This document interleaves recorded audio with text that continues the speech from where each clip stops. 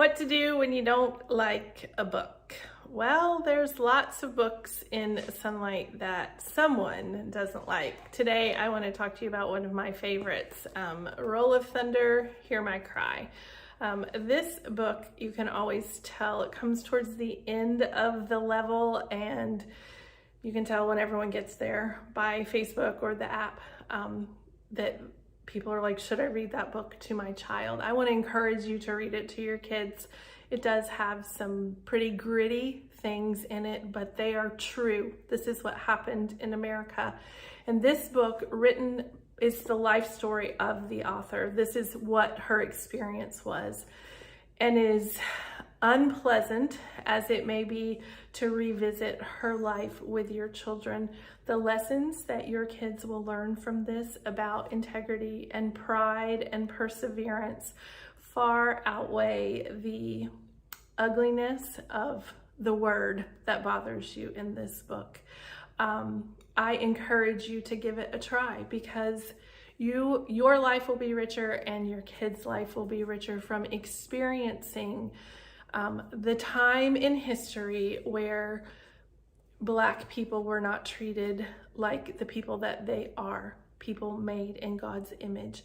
And so if you can share that experience with your child through this book, you'll be a better person for it, and your children will have a better appreciation of what they can do to be better. So read the books. That's my advice.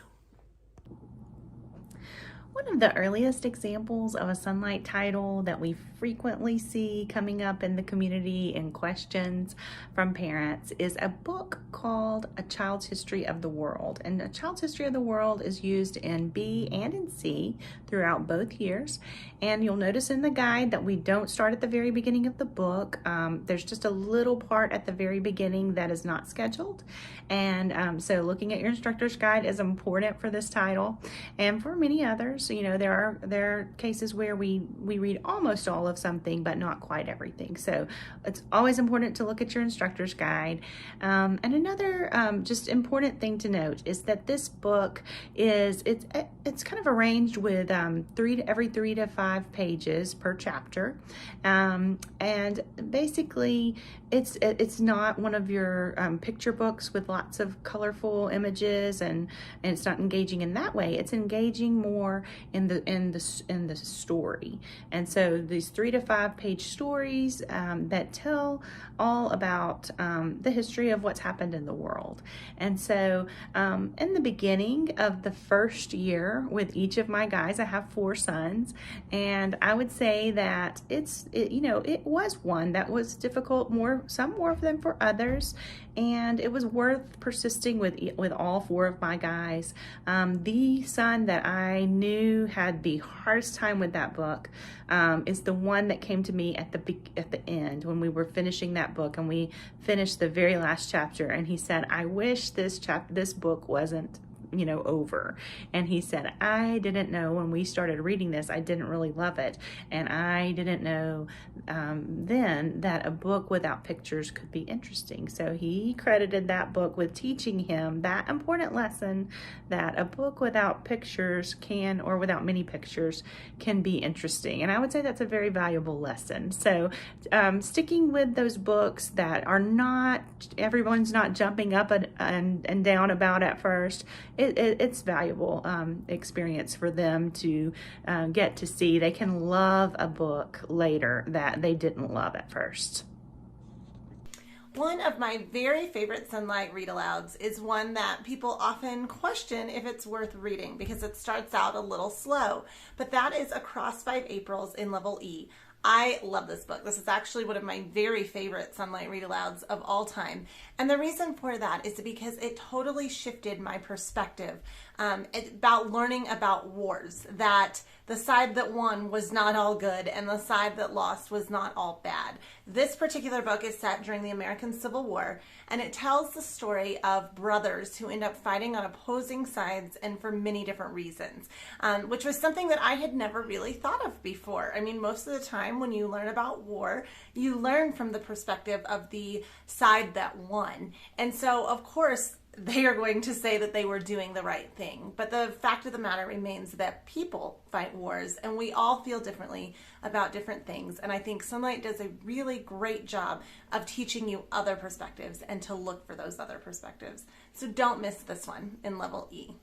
We get a lot of questions about why we use the encyclopedia-style Usborne books when they have things in them that Sonlight or Sonlighters might disagree with. And here is my take on that. We use books that are excellent, but every book, every author is going to have something someone doesn't agree with. There's going to be an opinion or something historical that isn't what you believe or what I believe, and no book is going to be perfect. They are not perfect, but that's a great chance for me as a mom to be reading to my kids, come upon something I don't necessarily agree with, and say, hold up, this is what the book says, but let me tell you what I think, or let me tell you why I don't agree with that, or even, what do you think about that? Is that what we should maybe? To challenge your kids to think critically involves thinking critically in front of them. So when you hit something you disagree with, feel free to stop and say, I'm not sure about this, let's talk. Instead of just ingesting whatever any kind of media feeds you. We can talk with our kids and show them along the way, and that is the beauty of homeschooling. I remember reading about some concerns about certain books because they held romantic themes. Books like 7 Daughters for 7 Sons and Mara, Daughter of the Nile. Because we always did a level that was appropriate for my kids' age, I wasn't too concerned about those things because it was the right time to talk about those kinds of things. When you read those books in middle school, that's when kids are going through their hormonal changes and they are thinking about these things. And so it is a great way to introduce the topic. Talking about these characters, we could discuss feelings and things like that with my kids. So I didn't shy away from some of those a little bit controversial subjects because I wanted to be able to have those conversations with my kids when it was appropriate, and books introduce those beautifully. So don't be afraid of those books. Be open to the conversations that you can have with your kids. That is one more reason that we love to homeschool. My book I'm going to talk to you about is Johnny Tremaine. I have an older copy. You can tell my kids have been a little past the current editions for a little while, but our first go around with Johnny Tremaine, I was looking in some of our old comments and I agreed with those mamas my first time that it was hard to get into it and read. But as I read it and we enjoyed it, I realized it was the aha moment of why this curriculum is what it is for our family. This Johnny Tremaine came alive in the era that we were studying, and my kids remembered the struggles and what was going on with the people, and it just made it all more real for them. So if you're struggling with Johnny Tremaine, take a second look, Mom. A lot of times I think it was my fault that they didn't like it. I decided I was going to like it whether I really liked it or not. It's kind of like our vegetables. You tell your kids how awesome they are, even though you're wishing you could be that kid that only ate mac and cheese again. But I turned around and we all love Johnny Tremaine now, and it is one of our favorites. And I can honestly say that I look forward to grandkids being able to read it with them and talk to them about it. But to see Johnny Tremaine come alive, live the pre-Revolutionary War into the Revolutionary War, and the struggles that the people around him as well as he himself were having. I hope you guys take a second look at it and give it a second try. Sometimes it's good to read a certain book because of cultural literacy. You may hear on the news or TV or read in another book a reference to a particular book. And of course, if you've read that book, you'll have an idea of what they're talking about. And this book is one of those types of books that you may hear cultural references for. You may hear that some sort of writing is Kafka-esque, and that is referring to this author of the Metamorphosis, whose last name is Kafka. Another book I wanted to mention briefly is Brave New World. This is a book that contains very highly offensive ideas and practices. Ideas and things that turn God's design for relationships completely upside down, turned around, in between, every which way you would not ever want to see them actually be in real life. So why in the world would Sonlight choose to put books like this in their high school packages? Well, the author does not write about these things to celebrate them. He writes about them to alarm the reader and warn the reader. These things were written based on ideas that were prevalent at the time when the author wrote the book. And you might think that that might be just a few years ago, but look at the copyright date of this book, and it is 1932. So just to get a perspective of a Sonlight student's view on reading a book like this when he was in high school, I contacted my son, who's away at college, and asked him if he remembered this book, and he said yes. And he said that everybody needs to read this piece of dystopian fiction because it is an example of something that can really show you the potential of things that can happen when some sort of entity takes control over the people. And so he highly recommends the book, even through all the controversy. So I am personally thankful for the books that Sonlight has chosen in their high school levels, and I'm thankful for the tools and the instructor's guide that are provided for us to be able to have these conversations with our kids. Captain Nobody was a book that had a significant influence on one of my children. I remember wondering if read-alouds were really getting through or if he was enjoying them. And for my second son, Captain Nobody was a book that he delighted in. It was fun. And Captain Nobody has engaging characters, and it's a great plot, and it's funny, and it's poignant, and there are just things to talk about. And so don't let the title scare you away or what other people are saying about it. Our family found Captain Nobody to be a really engaging and fun book that was one of the first read-alouds that one of my children really owned and enjoyed. Another book that sometimes people wonder about in Sonlight's curriculum is The Great Gatsby. The Great Gatsby was a book that my older children have all read, but my oldest son in particular in 10th grade read this during 20th century literature and said, "Mom, have you read The Great Gatsby? Fitzgerald is such a good writer." And I was so excited that he would make that comment. He was, after being in Sonlight all these years, looking at a book like The Great Gatsby and saying, here is a man who is an incredible writer. He was so familiar with good writing that he just knew it immediately. And so I remember having that conversation, like, really? What's so great? And he said, "Mom, just listen to this. Listen to the way he uses his words and the kinds of sentences he writes," and proceeded to read to me.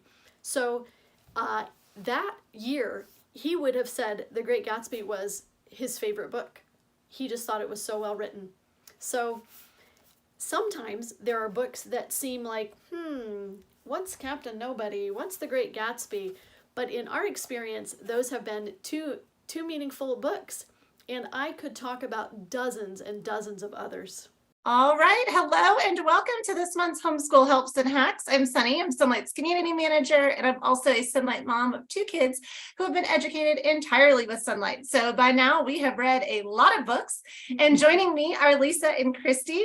We're going to start with some introductions, ladies, for those who don't know you already. Lisa, do you want to tell us a little bit more about you? Sure. I am a retired Sonlight homeschool mom. I used Sonlight from 2005-ish through 2018 when my last child graduated. So again, all through Sonlight.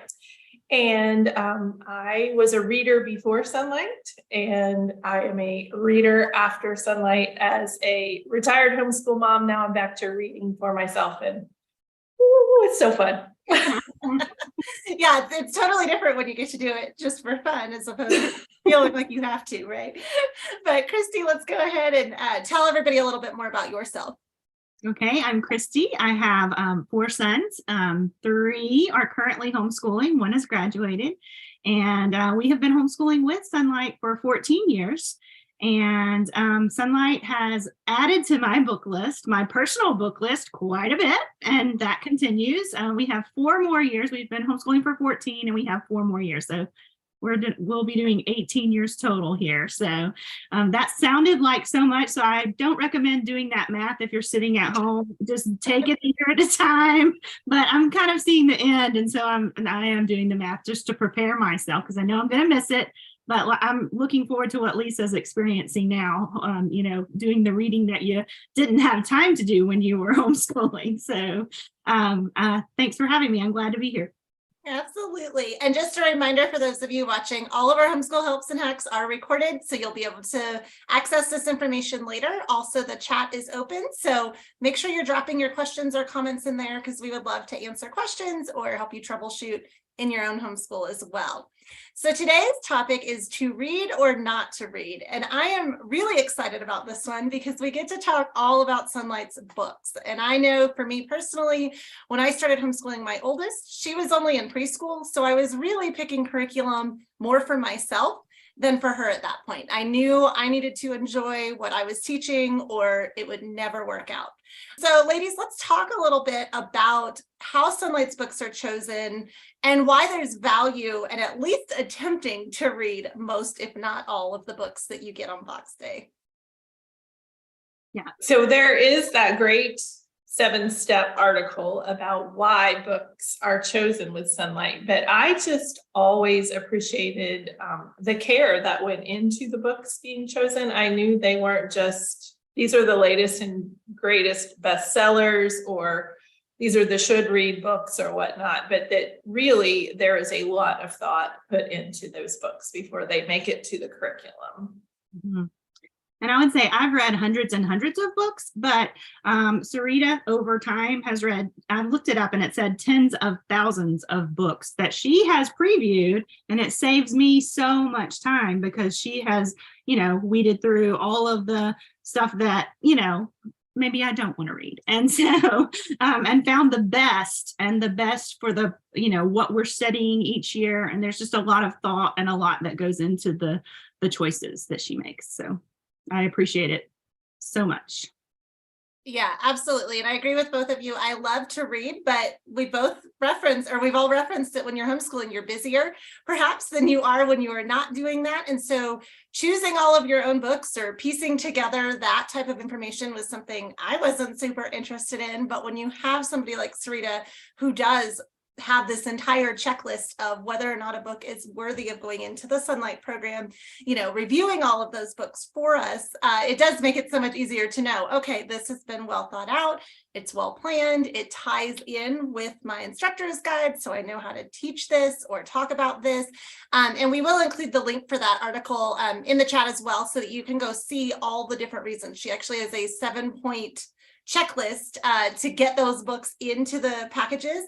Also, Sonlight constantly reevaluates from year to year. Is this still the best book to teach about this topic? Or did we find a better one? So some of them might be newer, some of them might be old classics, but either way, it's really what we think is the best choice to teach about that particular topic. So let's talk about if your child struggles to read or listen when you read to them. I think this can be very frustrating for the parents if it doesn't appear the child's listening or they're not paying attention and you're trying to read all these books and losing your voice. I mean, should you keep pushing, or how do you make that read aloud time more engaging? Because of course in the early grades, you're reading history, Bible, literature, like there's a lot of reading. So what do you do if your child doesn't seem to be into it or you're getting tired? Well, I think if reading aloud is not something that you've done a lot of in the past and you suddenly have a kindergartner or whatever, and you're jumping into homeschooling and you have Sonlight and you have all this reading aloud, I think it's not wise to expect that your child is going to have that skill immediately, because it is definitely a skill. I know for myself, as my kids got older and I started maybe doing some more reading for pleasure, I found that the best way for me to do that was audiobooks because of my time. But it took me a long time to learn to listen to audiobooks. So you are an audiobook for your child, and that's a skill, and they need to learn that skill. So I think having patience with them and breaking it up. I won't say never because never is a long time, but we tried not to do all of our seat work at one time and all of our read alouds at another time. I tried to 20 minutes of reading, 20 minutes of seat work. Because my voice was tired, their ears were tired, and it is a skill. It's a muscle. You have to practice it. And now I can go for a walk for 2 hours and listen to my audiobook for 2 hours, and it seems like 10 minutes has not even passed because I've flexed that muscle, I've trained that muscle, and now I can listen much better. That's true. And if you have a student who's struggling with reading in general, I think one of the best things that you can do is to have an adult reading to the child. It has massive benefits. And I think it helps with their fluency, their overall reading development. It helps with their vocabulary. If you think about it, I wrote down some words and I had my son help me. It was kind of fun. I was asking him, because he loves to read, what are some words that you mispronounced when you were reading on your own, but when you had it read aloud? And protege is one, like try to pronounce that when you see it. There's he said determine. He remembered when he had said determine or something like that. Words like that they're not going to understand much, so it helps their vocabulary development. Years ago, I remember I was teaching a fourth grader who said deskippables when he saw disciples. You're not going to get as much if you're calling them deskippables. You're just not going to know what they're talking about. And conscience was another one. Conscience, like what in the world is that? So it affects the understanding. When you're reading aloud, they catch more of it. And if they hear a word, sometimes my sons would say, let me look at that. And they'll look at it and, oh, that's what that word is. I've seen it before. I didn't know what that word was. So even in the beginning, when you have a struggling reader in the beginning reader, it helps, but it helps all along the way. And I know I've said this so many times. If you've heard it before, just tune it out. But my son went away to college and he sent me a text message and he said, will you look at this? And it was a scan of a brain after, with reading aloud versus someone reading silently. And there's all these places in the brain that are lit up. So I don't know, I'm not a scientist, but my biology major son was studying the effects of reading aloud on the brain, and they are huge. And he was laughing about it because he's the oldest, he's independent, and he pushed to be finished. And he was a great reader. So a lot of people say, oh, my child's at the developmental level now where they can read on their own. And that's great, but you're just sacrificing part of their brain if you don't read aloud to them. Not that I feel strongly about it or anything, but go ahead and sacrifice their brain if you don't want to read aloud. I'm just kidding. But basically, there are huge benefits throughout the reading development span. There are huge benefits for me. I still realize how to pronounce some words. So through listening to books aloud. So huge benefits. And I think another thing for a struggling reader, when reading is hard, it's hard to be excited about a story. Mm-hmm. And if you can read it aloud, you are modeling for them that books are exciting. Yeah. And it's worth persevering through the struggle to get themselves to the place that they could read on their own. I just think such a world is opened up in books. I've met tons of people and traveled lots of places that I would have never been able to go without a book. And so I don't want to deprive anyone, especially my child who I love, that adventure that comes with books. Yeah. And I totally agree with what you guys said. I know I grew up not getting read aloud too much. And then as an adult, I really don't like audiobooks because I would rather look at the page. But my daughter, who was a Sonlight kid, well, she reads all the time herself. She loves listening to audiobooks too, and she's able to focus. So I love what you said about that's a learned skill that, yeah, you cannot expect a 4 or 5-year-old who hasn't been read to a ton to be able to do that. But also what you guys said about the vocabulary, I love hearing little Sonlight kids with their high voices and all of that, but they have these phenomenal vocabularies because they've been listening to words and they know how to use them in context. And it's just so much more advanced, I think, than what you're expecting a child to say. And then same thing, what you guys said about a struggling reader. I know that was my younger child. He had some vision issues and it took him a long time to learn to read. And so he was like, ugh, I don't want to read, books aren't fun. But then once he started connecting with those read alouds, it was like, oh, there are fun books out there. I just need to find them. So yeah, I absolutely agree with everything you guys said, that there's so many benefits to it. And eventually your child will get there, even if they're not there immediately or at an early age. So let's talk about that a little bit. The books that you find maybe dry or a little boring at the beginning, or you're just not getting into them. I know we see this sometimes with books because some of our books cover heavy topics, or they're written in Old English or something that just makes them a little harder to read. And so you as the parent are trying to figure out, do you keep going? What are your thoughts on that, ladies? I think everyone's answer is going to be different on this. We have, people who will just be filled with grace and say, oh, just skip it. You're not chained to the curriculum. And that is great. That is true. And you know what you have time for. And so, but if I have often been rewarded by sticking with it, and I will say that, and I will say that you're modeling resilience and a willingness to listen and be patient with the author and hear them out. And I think if you approach it that way, your children will learn so much that we stick to it. If I had a bad attitude about a book, I tried not to show my kids that I had the bad attitude toward the book. And that goes a long way, because if they hint out or sniff out that you're kind of questioning it, then they're going to go in for the let's kill, and blood in the water. Blood in the water. And so if you just model resilience and patience and sticking with it and just listening, let's hear out, what he has to say here. Maybe we'll be surprised. And then maybe you won't be. Maybe you'll get to the end of it and you'll think, well, I'm not really sure why we read that. But then down the road, you start referring to it and you're like, oh, well, I guess it was good that we read that, or maybe they start reading the reader that goes along with it and they get into interesting things and they're like, oh, we did know this from that book. We knew about navigation, or, you knew something and you could tie it in later with another book, or, the timeline in history. So I think that we are often rewarded when we stick with it.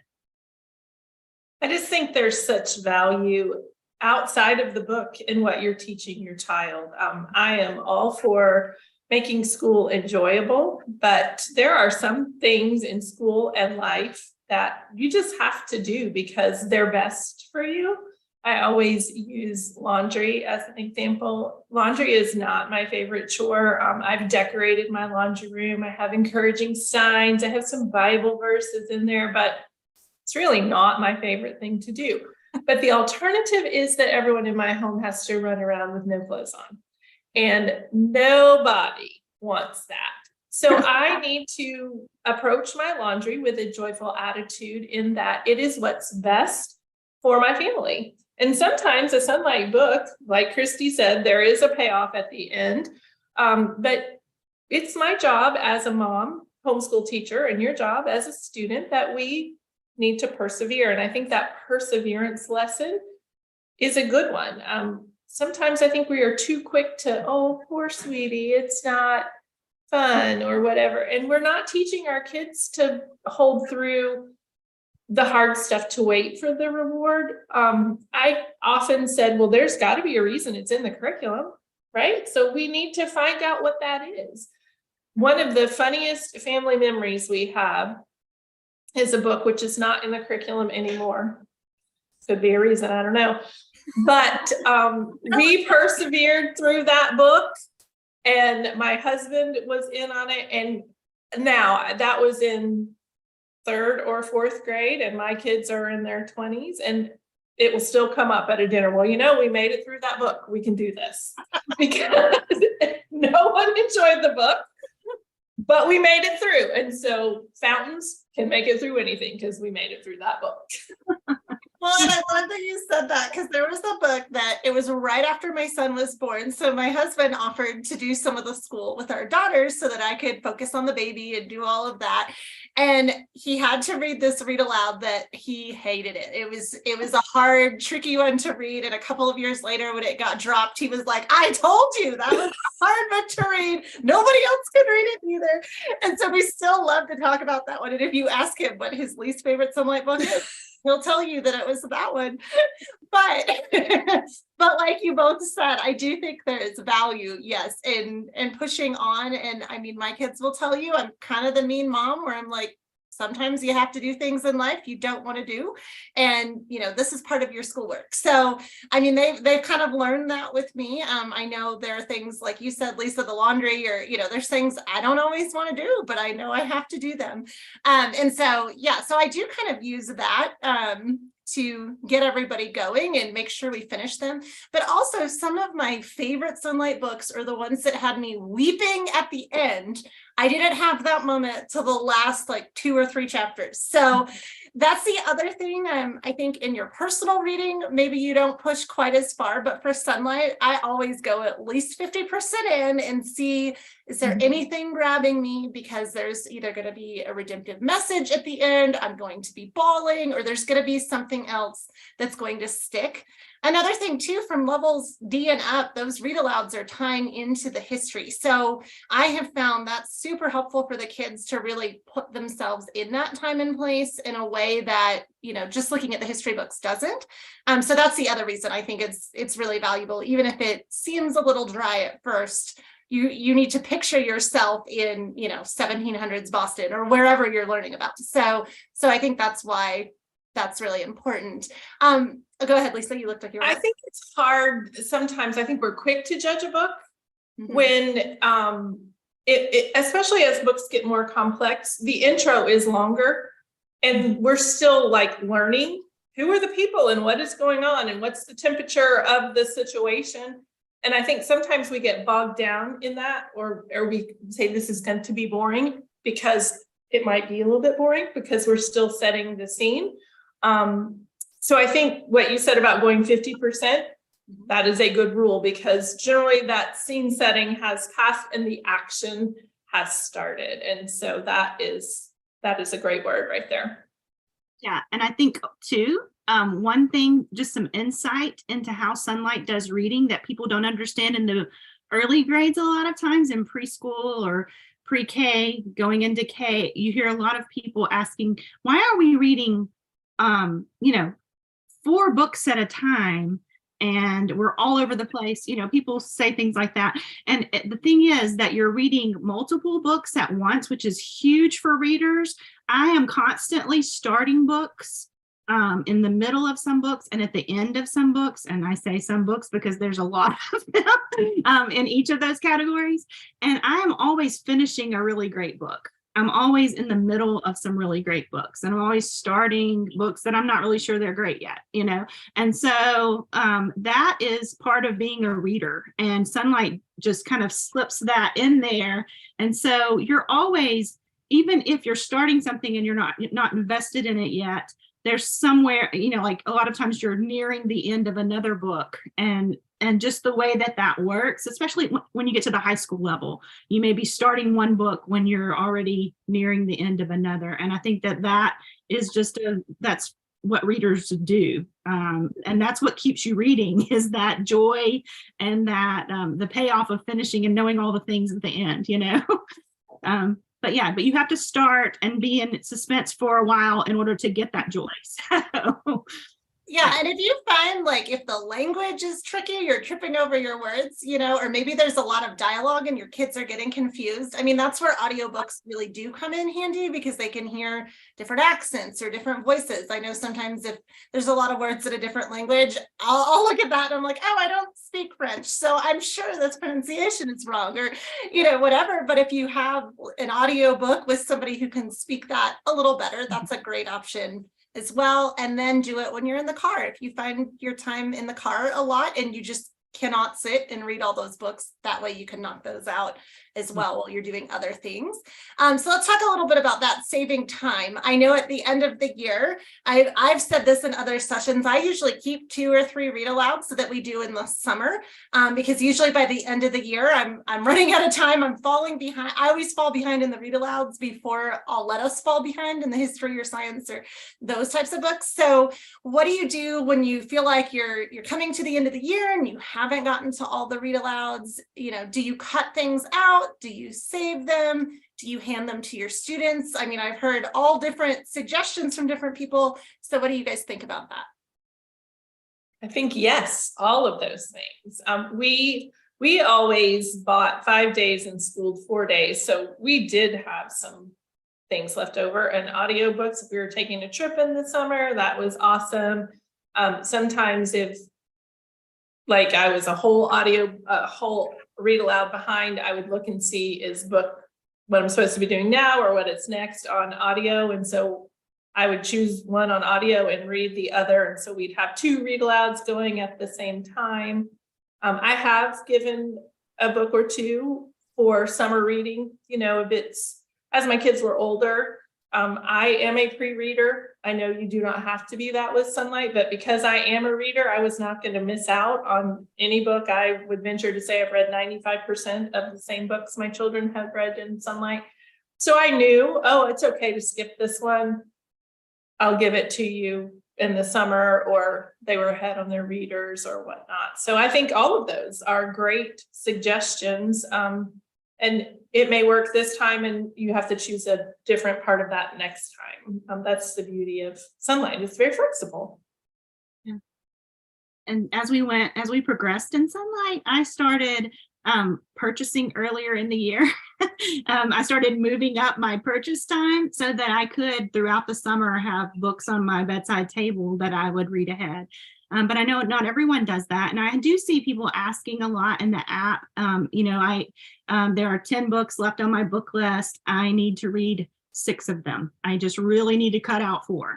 If you're doing something like that, some of the things that you could look at are the topic, the place, the location, the time, and see what you've already covered or what you might be covering next year. If the timeline overlaps, that's something you could do. Like if you're finishing world history going into American history, maybe there's something that's covered in American history and you're going to cover more of the time period that, you know, so maybe you want to cover, you know, the things that happened earlier before American history, or, you know, whatever the case may be. So those are some ways to narrow down what to trim off. Another thing you can do is reach out to the community. People often do that. Look by hashtags, HBLD, HBL, you know, C, read alouds, you know, look around, maybe look, you can search by the title. I'm not sure if we're getting to that level of detail with our hashtags yet, but that doesn't mean we can't. But if you are looking for some good feedback, you've got a wealth of Sonlighters out there that have read these books. And so often you will have more than enough opinions. Now, people might be arguing about which ones are the best ones, but then you can look and see. Sometimes if they're saying, oh, this covers so much of X subject, and you're like, okay, we already covered that, so I'll go with this. And they're really advocating you read it because of that, but maybe you've already covered it. So that's a good way to kind of trim down if you absolutely need to.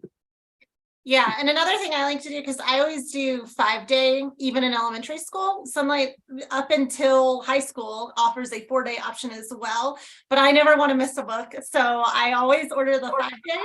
But if I'm like, oh, I need to save some of these or push them to later, I'll look and see what did Sonlight include in the 4-day program. These have to be like the top books, right, or the must-dos, and then anything that's extra in the 5-day is extra. So if I'm like, okay, do I need to do this one immediately? No, I can save it because it's part of the 5-day. Or like you guys said, looking at what you're studying, is this going to be particularly relevant to that time period? But I really do try not to drop a book, and we just push it till later in the year, or maybe we read it when we're on vacation, or on the weekend or whatever. Like, it's just kind of an extra book for us. Another thing too, I have found, my kids are 5 years apart. I have a girl and a boy. Their tastes in books are very different. And so there have been books that my daughter loved that I was excited to read again, and my son didn't like them, and vice versa. So just because you didn't like a book the first time around, I would still encourage you to read it again to your younger kids, because there have been some that, yeah, my daughter is kind of indifferent too. And then my son, that's his favorite book, or the first one that he really connected with. And so now I have totally different memories because I did it again. So I would encourage you that way too. Or maybe if you did miss some books the first time around, make sure you hit them up with the second child or the third child, and let those older ones listen in, because I know my oldest loves to listen to what I'm reading to her brother, because she doesn't remember all of them when she was that age. So that's another tip there on that one. Now let's dive in. This is always my favorite, the controversial books. So these could be ones where maybe you as the parent do not agree with the author's stance or the views that are presented in the book, or maybe it addresses a topic that you don't think your child is ready for yet. Should you keep going? And why would Sonlight include these books in the first place? What do you guys think?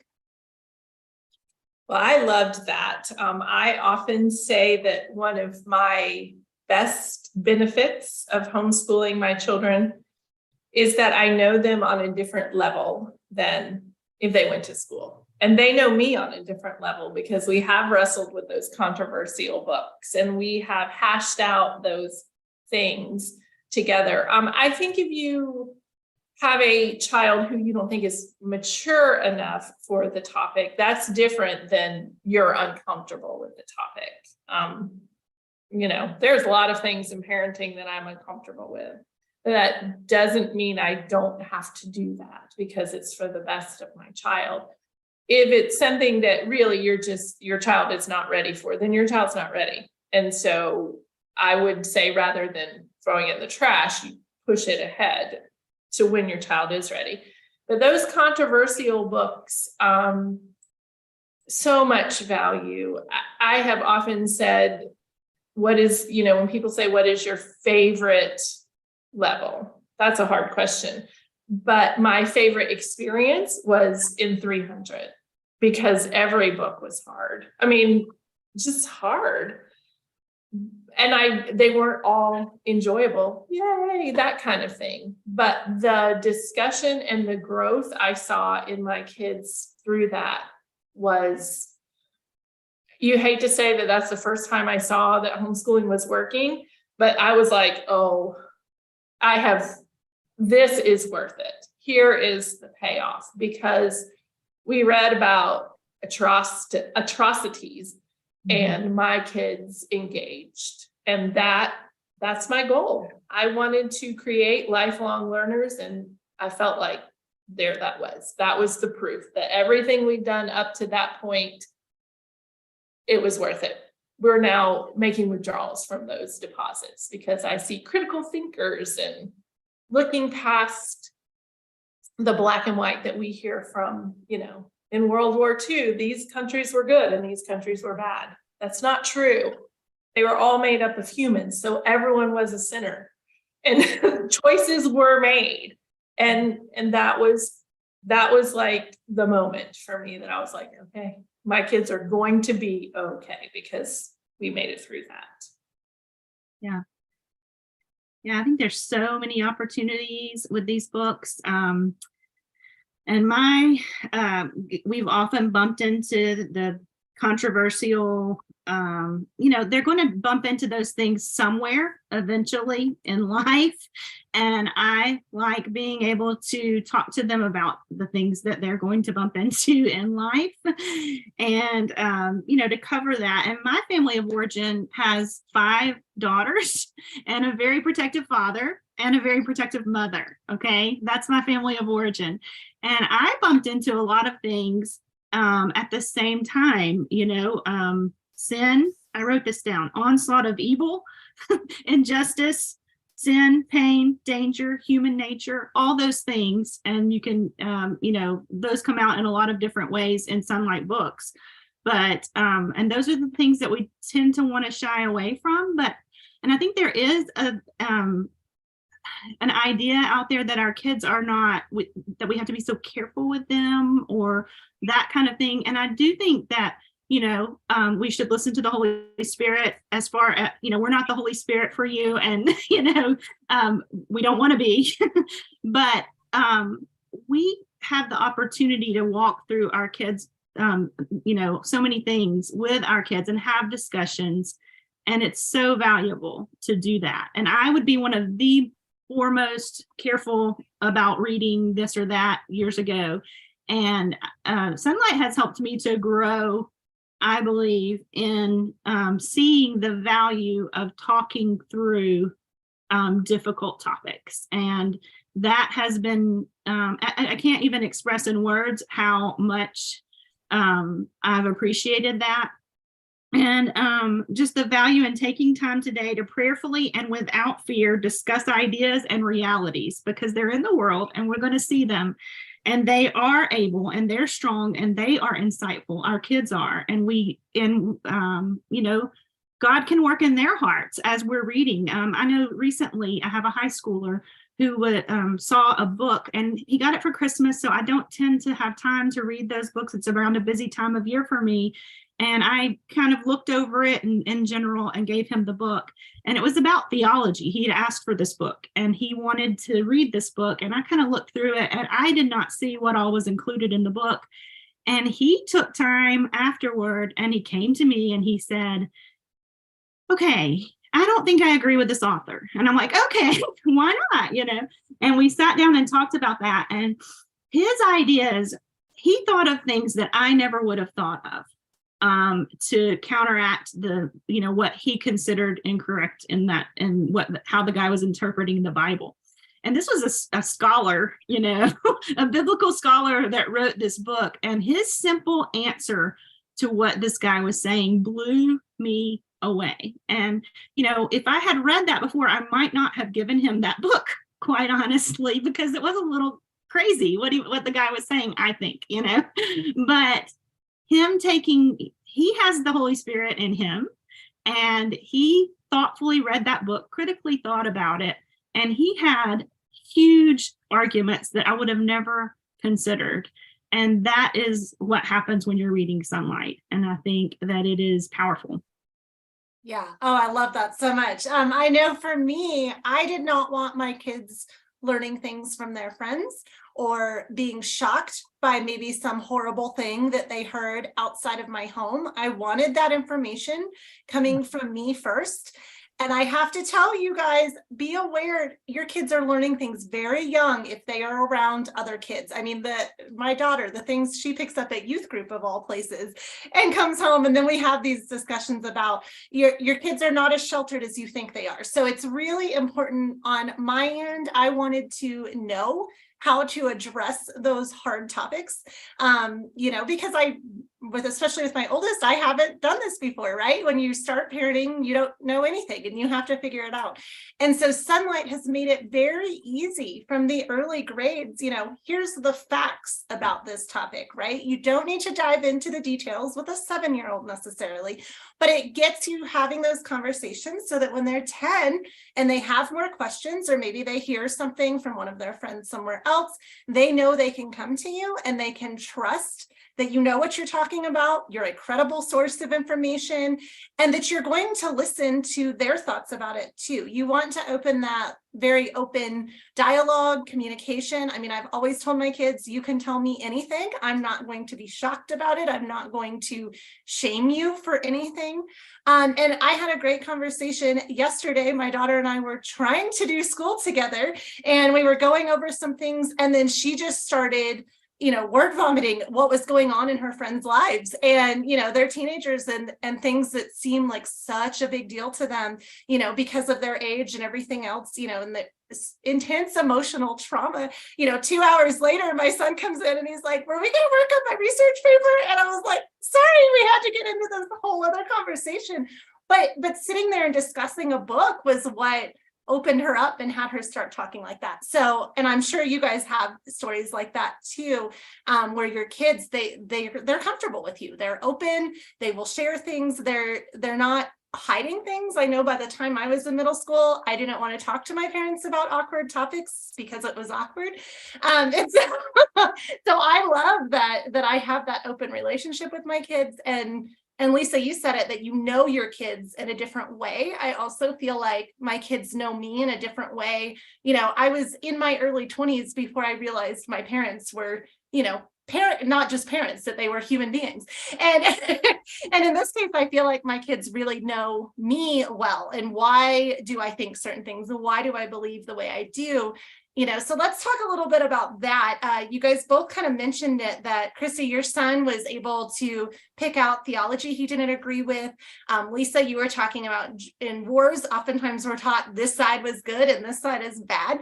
So let's talk specifically about how Sonlight addresses bias in a text or even downright false information. How do we make it easier to point that out to our kids or help them spot that as they mature and grow? And then, yeah, how do Sonlight's notes help you identify those things? Well, I really appreciated, even from in late elementary school, that things that I was taught black and white in school, Sonlight really presented both sides and gave me those tools to talk to my kids about. Our big thing is everybody's selling something. It's our job to determine if we're buying, and we don't have to even buy the whole thing. You know, we might only buy the shoes, the dress, it's not for me, but the shoes, those are good shoes. So I'll take those. And I think that's what being exposed to so much good literature does for your children. They can take it in, but they don't have to, just like Christy said, he read the whole book. He might have agreed with 50% of what the guy said, disagree with the other 50%, and that's okay. Just because something's in print doesn't mean that it's 100% true. Like, anybody can write a book. So I think that's important. The instructor's guide is invaluable in that. If a book is biased and there is no other book in the curriculum to offer the other side, the notes can do that. If there's something coming up that's difficult, the notes let you know. Like, you should not be surprised by something in Sonlight. That just shouldn't happen. Mm-hmm. And so as you work through those books and look through the notes and you ask those questions, why do you think that happened? You know, I didn't require my children to say exactly what was in the instructor's guide. They might have 100% opposite opinion. Tell me why you think that. Oh, okay.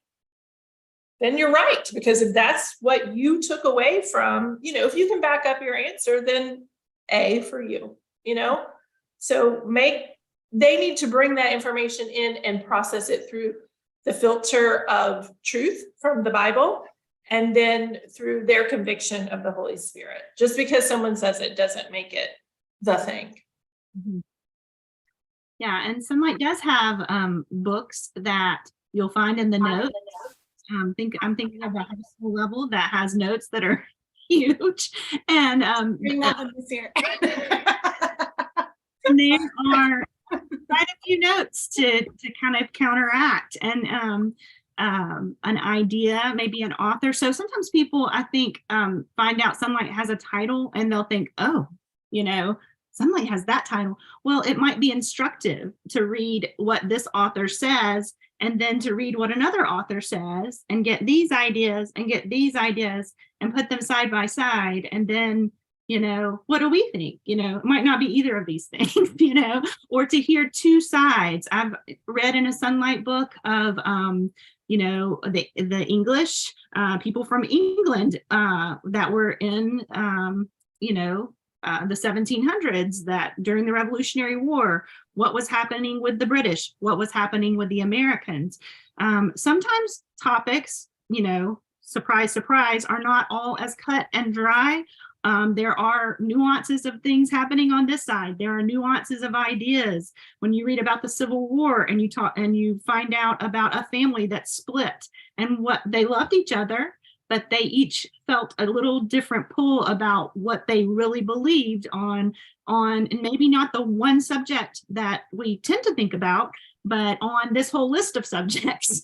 And so there's this, you can see what were people thinking at the time, because history has a way of saying, oh, this is what this was about. And for example, the American Revolution, this is what this was about. But really, it's not just about one thing. It's about a list of things. And so I think you really get a good idea of that. Again, in World War II, as Lisa talked about, you hear from a soldier and you kind of go into his life with him and see what he's dealing with every day. And he's a German soldier.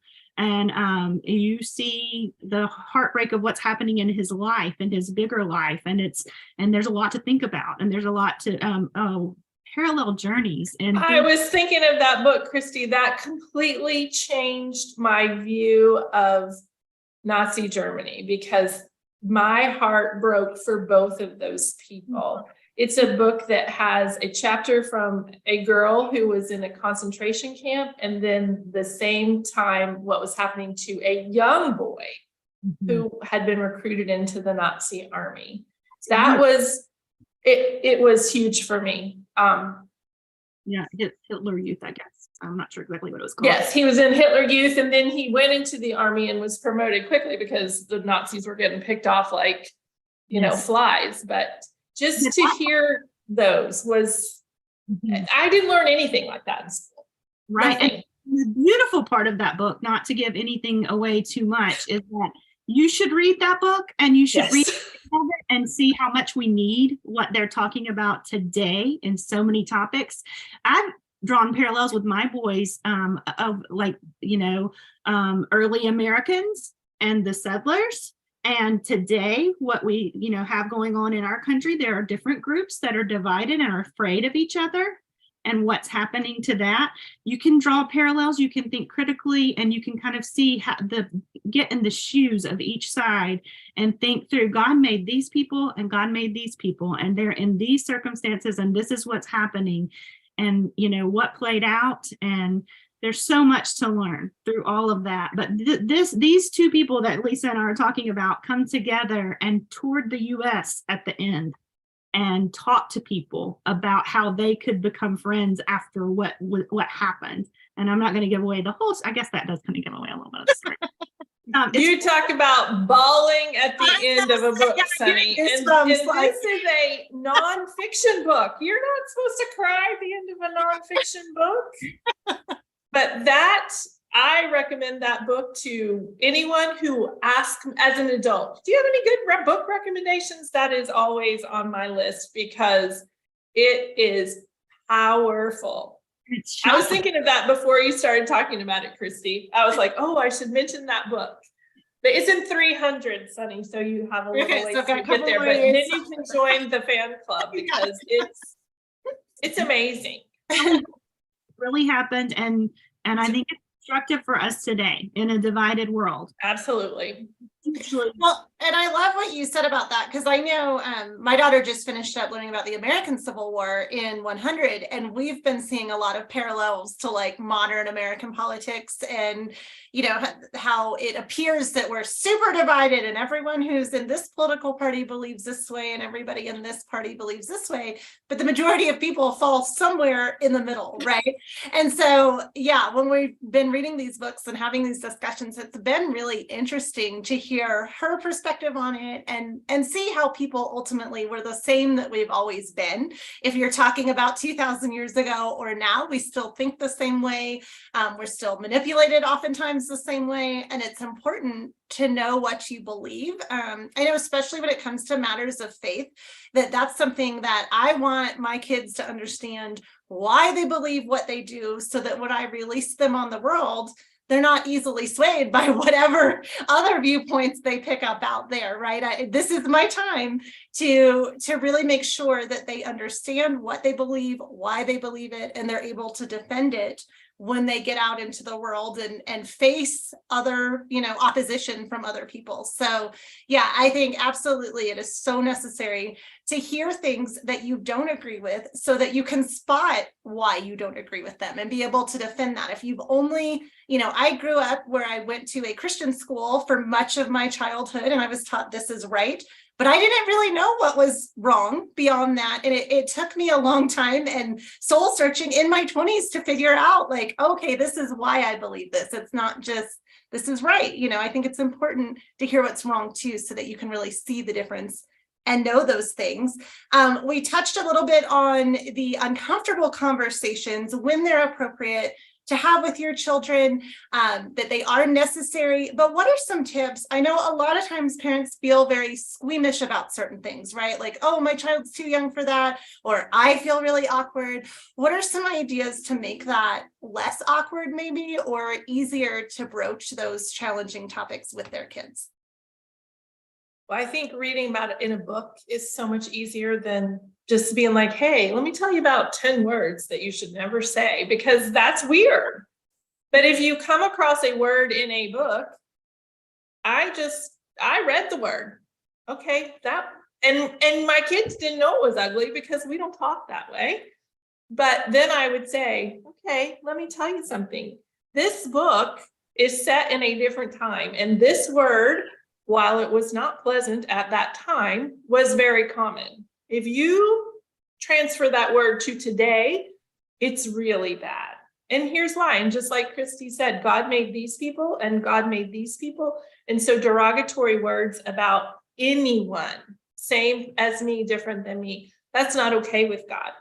Like, it's not okay. That is his precious child that's being referred to with an ugly word. And so we talked about it. And then they knew the word. I think what you said, Sunny, like you knew what was right, but you didn't know what was wrong.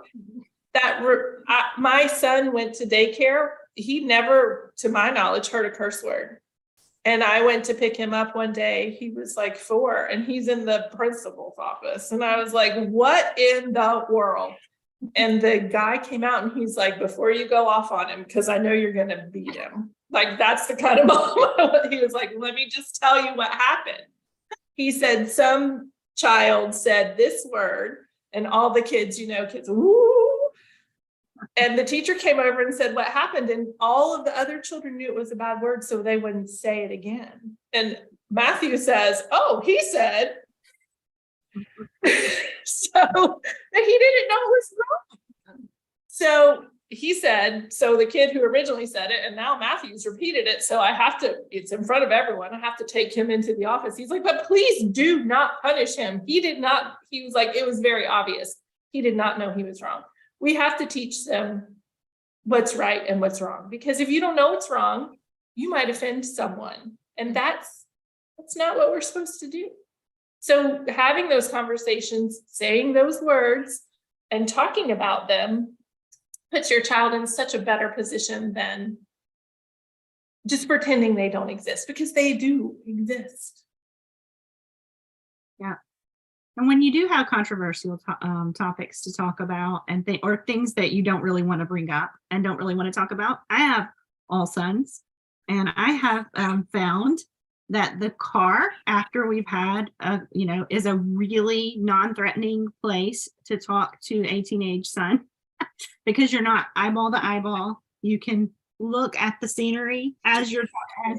I will look at the road while I'm driving, and they can look at the scenery, and often they will say more in the car when you're not eyeball to eyeball.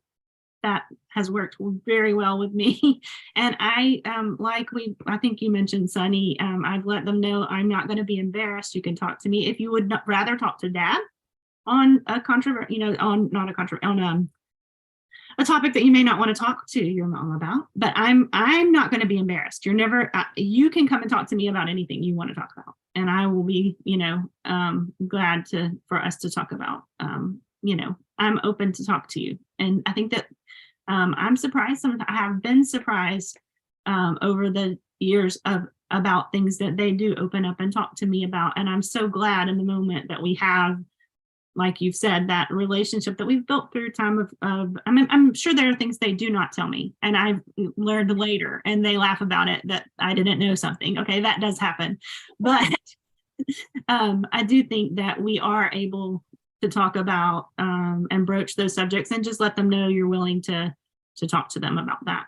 And you'd rather them talk to you than a bunch of punks that don't know what they're talking about.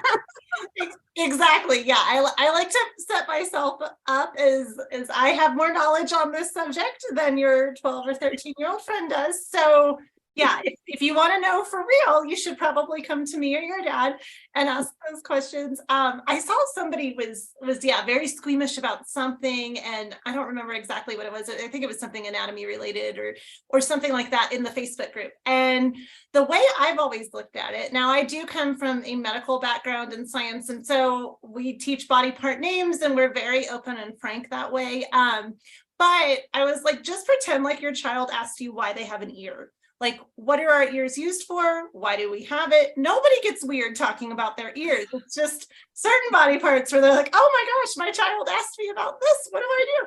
And so, from the time my kids were little, if they asked, simple questions like, why do I look this way? Or what is this for? I would keep it very factual and basic when they were young. I mean, you don't need to go into long, detailed explanations. Oftentimes your kids are not thinking as deeply about that as you are. But if my child's asking me about my ear, I'm not going to get weird or awkward about it. So that is something that I like to use as a tip if it is anything that you're like, oh, or Christy, what you said about the eye contact. I have found that my daughter and I love to watch musicals together, and we'll talk over it, but then we're looking at the screen. And so you don't want to make eye contact because it feels weird in that moment. You don't have to. My son and I hike together all the time. So that's my approach and plan when he's a little bit older, because again, you don't have to look at each other while you're talking.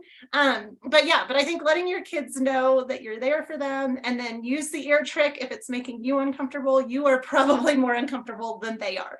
So just remember that. And I mean, you guys have said, and I know I found it with my teenager, when they kind of get used to this from an early age in this discussion-based lifestyle, they're more open with you anyway. And I mean, like you said, you've been surprised at some of the things they've been willing to say, but it's because they're used to it, right? They've been having conversations. They've encountered weird stuff all the time, weird stuff in books. So there must be weird stuff in real life. Exactly. Yeah. And I know we've both kind of touched on it, but let's talk about the instructor's guide notes. Whenever I see somebody asking, why is this in a book? And I know it's in the instructor's guide, I want to shout from the rooftops, please look at your instructor's guide. So what type of notes do we have in there, ladies, to help people on these challenging conversations or warn them about what's coming? And why is it important that everybody look at those before they head into a book or launch into a topic? Yeah. Notice that there is an N in the box in places, and the N in the box, if you look at your right there with the globe and the little person or whatever it is now, it's changed. And then the N in the box is a note to parents. And so you can go through and look ahead. If you get into a busy period of time, that might be a good thing to do.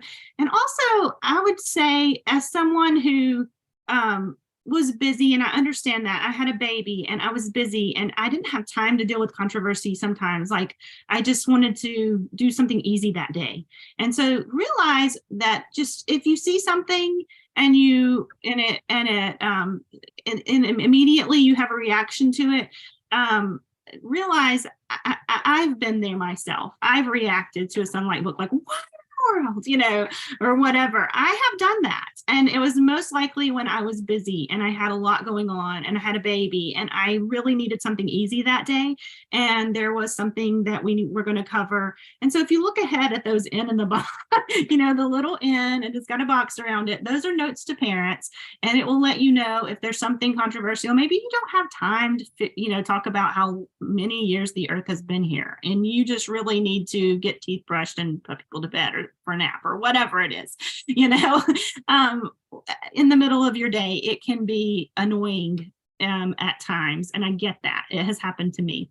But I would say take a breath and, and consider, put it into perspective, think about it later. One year in the middle school years, I quit reading a book, and it annoyed me that the author had not admits in the author's note that they knew that there were notes about this person's life, and they purposely didn't read any of that before they wrote what they wrote, this fiction book about these historic people. And I just thought, that is annoying to me. I don't know why, it just in the moment it annoyed me so much that day, and I sounded off about it. So that kind of thing happens. I get it. I've had those kind of reactions too. And as someone who has reacted to a book and been irritated in the moment, I say, realize if you look ahead and see those notes, maybe you can deal with it when you're not in the middle of busy, and that will help, maybe. That's a great idea. If you see coming up, I always tried to take Sunday afternoon to read through, well, when we had to track down the books for next week, because, they weren't where they're supposed to be, get everything we need for the week together, read through that. And like Christy said, if it's a day that I knew was going to be extremely busy and that's when the end was on my page, we might rearrange some things. Maybe we're going to do extra long science today because the history is going to require more of my brain cells than I know I'm going to have available that day. But do look at those and do know that while Sonlight has tried so hard to cover everything, if we made a note for every single thing that could possibly trigger, offend, cause someone to be taken aback, your instructor's guide would be this big, and then you really never read it.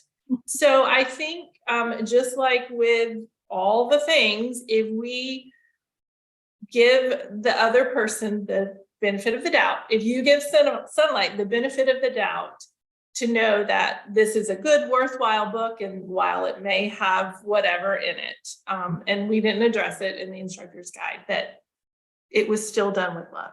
And it was still done with your good in mind. But if you're not reading your instructor's guide, you're missing out on so much information. Because if we miss something, but everyone is, there's a lot of chatter about it, I know it goes in there the next time it gets printed, because that's the kind of company Sonlight is. They're not, well, that's just you. I think it's such a wealth of information. And I agree with you, Sunny. I'm like, oh, read your instructor's guide. Yes, which reminds me, if you see a book that maybe you think has something that isn't in the notes, IG suggestions at sonlight.com. Send them there. That goes straight to our product development team. And like Lisa said, in the reprint of, the updated instructor's guide, you'll often see more notes. If it's something that we've heard from a lot of people, oh, you didn't tell me this was in this book, then they'll add it. Same thing if there's corrections, you found a typo or something like that, you can reach out there. Be also very aware of what age level your program is designed for. This is the other thing. I know the temptation once your child can read is to say, here, read all these books. But the programs are really age rated based on what content is in those books, not how hard they are to read necessarily, but what information is in there. So if you are not pre-reading or you are not looking at that instructor's guide, you might be handing a very challenging book to your child, challenging topic-wise, not necessarily reading level-wise. So for me, I don't do a lot of pre-reading. I've got 2 kids in different levels and they're 5 years apart, and I work full-time. So my focus has always been, who needs me the most? But I'm always looking at that instructor's guide. Are there the little boxes with the N, like Christy said, there's going to be something in that book. But also, are there other notes in there that I may want to look at? A lot of times the readers and the read alouds, you'll get a summary of what the book is about at the top of the page. So I can look through that and see, okay, are we going to be tackling anything that's going to maybe challenge the kids, or they're going to have questions on it, especially if I'm going to turn that book over to a child to do independently. I want to make sure that I'm ready when they come back with the questions. So there are places where the instructor's guide will say, skip to page 52. Mm-hmm. Let's even time on this. We were covering other things. So, let's go ahead and skip to page. You can finish the sentence this way and then start the next sentence on page 52. Second paragraph with this, and it will just skip if there's one little thing in the book.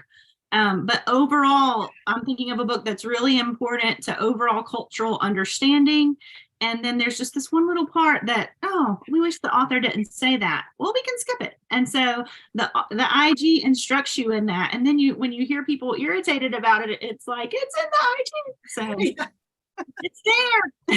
That's true. Yeah, and it might be one page of poetry. It might be one paragraph or one chapter, like you said. Yeah, or one page spread in an Usborne book. Or yeah, so just make sure you guys are really looking at that at least, an hour before you plan to do it with your child. That way you're ready to go and kind of know what's coming. Before we get into our conclusion and announcements, do you ladies have anything else you would like to add about what we've discussed today, the Sonlight books, any tips or suggestions for people or anything along those lines? I mean, I think you've heard us say, don't skip the book, but don't feel like we're going to throw a rock at you if you do skip the book, because it's your homeschool and we are not the homeschool police. My thought is just to, as someone who's probably a little further down the road in parenting and homeschooling, then maybe most of our watchers are, just my perspective, but please don't feel judged or shamed or any of those things. If you just say, you know what, this is not for me, and that's okay, because you're you and I'm me, and what's for me doesn't have to be for you, and it doesn't mean I don't love you and we can't be friends. So don't feel judged by that or anything that we've said. If it doesn't apply to you, that's what we're trying to teach our kids, right? Everybody's selling something. Are you buying? And if you're not buying, it's okay. It's okay. Yeah. And I said strong things about reading aloud. So I should say that that child that's the oldest, that's so independent, the reason that we had that laugh and he said, well, would you look at this, is because he is one that would convince me, let me read this book on my own. And I did let him do that. And I understand if you have 5 children and your oldest is doing awesome and you want to let them go, every season is different. Do what works for your family. And, do try to convince them to read some books aloud. That's my recommendation. But I understand that you may or may not be able to do every read aloud or, that type of thing. That there is definitely a time and a place that we did the same. Like I handed over read alouds that I wanted to read with my son, and he read them independently. That happened. Otherwise, he may never have finished. I don't know. But yeah, that. And then also overall, I would say compassion toward people is a big thing that we take away from Sonlight, because we've taken time to listen to people on a deep level. When you listen to so many pages, you're listening to people and you're realizing, hey, not everyone thinks like me. Mm-hmm. And there's a humility that comes with reading. And I think that is huge, and something you can't really package and sell, but maybe you can. I don't know. Maybe we have. But that time is valuable, and you are building a lot of compassion into kids that are hearing from different perspectives. It's huge. Yeah, that is so true. Another thing too, like we've said, if you don't have time, there are different seasons in your life when you have more time, less time. The books are on your shelf. You can always revisit them later. You don't have to do them in the year that they're assigned, because it is your homeschool. But my daughter actually brought me a statistic and said that the average adult only reads 12 books a year. So if you are reading even half of your Sonlight books, you're reading way more than the average. So that is awesome. And hopefully, one day you'll get to that point where you have older independent kids and you're able to read all the books. Like we said at the beginning, we're all avid readers ourselves. So that's why we were drawn to Sonlight. We love to read, and there are just so many good books within Sonlight. So if you don't get to them all your first year, go back and read some of the books later, or maybe pick up new editions, that were added after you did a program, or maybe you skipped a program, but there's good books in there. You can always get more for your to be read list from Sonlight's catalog. So ladies, thank you so much for coming and talking about this topic today. I think it's so important, and it's probably my favorite thing about Sonlight, just the quality of the books. So I appreciate you both being here. If we did not get to your question today during the event, please ask those. Join us in the Sonlight Connections app. All 3 of us are in there, as well as the rest of our mentor team. And so we would love to talk to you in the app, answer your questions, give you ideas and suggestions, because we've all been at different phases in the journey. So we probably have some advice for you as well. Also, for upcoming events in the month of March, March 1st, our Sonlight Newbies Workshop. John and I are going to be in there talking all about what's new at Sonlight in the 2023 year, as well as giving suggestions for making your curriculum decisions for next year. I know you guys have already been in the app talking about it, but all of our big sales on, all subjects packages and the things that you might want to look at for next year happen in March and April. So we will give you tips and tricks and ideas for that. And then also next month's Homeschool Helps and Hacks is going to be on March 16th at 1 p.m. Mountain Time. So it's 3 p.m. Eastern. And we're going to be tackling the topic of homeschool burnout. So whether you are new to homeschooling or you've been doing it 20 years and you're exhausted and you're trying to figure out how to keep going, we're going to be addressing that in Homeschool Helps and Hacks. Like I said, if you are watching this from the link you got in your email and not in our Sonlight Connections app, make sure you join us over there in the app, because we stream events like this right into the app. So you don't even have to remember when they are. You'll get the alert and you can watch live or you can watch replays there. And then of course you have access to the Sonlight community, our mentors, and more. So make sure you're joining us there. Lisa, Christy, again, thank you so much for being here. I really appreciate you both. Thank you.